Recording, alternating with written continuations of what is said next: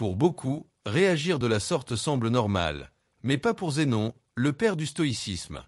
Un simple ajustement mental peut laisser un impact durable, et même une petite transformation dans notre façon de penser peut déclencher des changements profonds.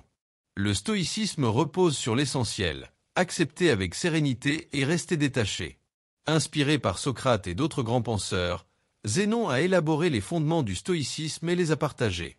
Pour Zénon, bien que nous n'ayons pas de prise sur les événements extérieurs, notre pouvoir réside dans notre réaction, et ce pouvoir doit être exercé avec sagesse. Plutôt que de se lamenter sur des biens perdus ou un incident malheureux, il est resté calme et neutre, peu importe l'épreuve. De nos jours, les stoïciens sont souvent perçus comme des êtres imperturbables, insensibles aux émotions extrêmes. Mais l'essence du stoïcisme est bien plus riche. C'est un mode de vie et une vision du monde, une philosophie qui a traversé les siècles, nous guidant vers une compréhension plus profonde du monde et de soi. En appliquant le stoïcisme aujourd'hui, nous pouvons, comme avant, en tirer des bienfaits immenses. Il nous apprend à transformer nos émotions négatives en réflexions, offrant une vision unique du monde. La perspective est essentielle. Chaque individu porte en lui une vision unique, façonnée par ses expériences. Les stoïciens partageaient leurs idées en public, croyant fermement que leurs principes étaient universels et pouvaient être utiles à tous, du plus humble au plus puissant. Cette philosophie a marqué des esprits comme Épictète, autrefois esclave, Sénèque, un influent homme d'État, et Marc Aurèle, empereur romain. Ces figures illustres appliquaient le stoïcisme au quotidien, rejetant les préjugés et défendant l'égalité, unifiant les peuples sous la bannière de « citoyens du monde ». Aujourd'hui, ce concept nous évoque des villes cosmopolites comme New York ou Londres. Les stoïciens prônaient une unité humaine, allant même jusqu'à soutenir l'éducation des femmes. Pourquoi cette philosophie attire-t-elle tant de monde? Parce que dans un monde imprévisible, les émotions humaines, plus que les événements eux-mêmes, créent souvent la souffrance. Nous ne nous affligeons pas face à une simple averse, car nous savons qu'elle passera. Ainsi, en acceptant ce qui échappe à notre contrôle, nous trouvons la paix. Le stoïcisme nous enseigne à anticiper les obstacles potentiels, cultivant ainsi la résilience. Un exercice stoïcien fondamental, l'inconfort volontaire, nous aide à développer de la gratitude.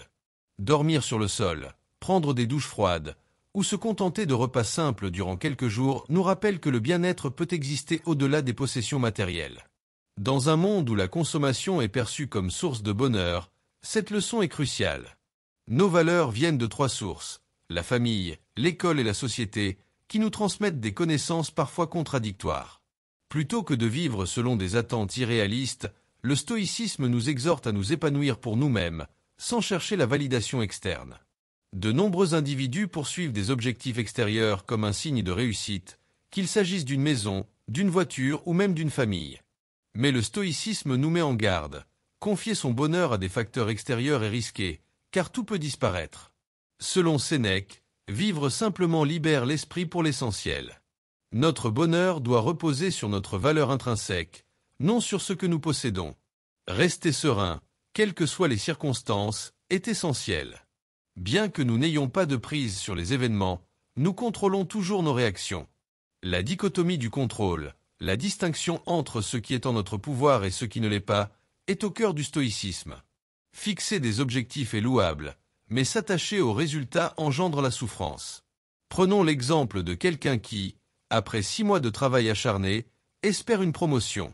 Sa déception, si elle n'est pas accordée, pourrait se transformer en autodénigrement. Mais peut-être y a-t-il des raisons indépendantes de son mérite. En appréciant ses efforts, il pourrait trouver du bonheur dans la poursuite de ses objectifs, sans se laisser abattre par les résultats. Cette réorientation de l'esprit est cruciale. Un stoïcien authentique mesure son succès non en gain matériel, mais dans la satisfaction de vivre en paix avec l'essentiel. Les 4 vertus fondamentales du stoïcisme sont la sagesse, le courage, la tempérance et la justice. La sagesse, c'est distinguer ce qui dépend de nous de ce qui ne dépend pas de nous. Le courage signifie persévérer et résister. La tempérance, ou modération, nous incite à faire plus avec moins. Les stoïciens considèrent que la richesse doit se limiter au nécessaire. La justice, enfin, est la plus élevée des vertus, nous guidant à agir pour le bien de tous.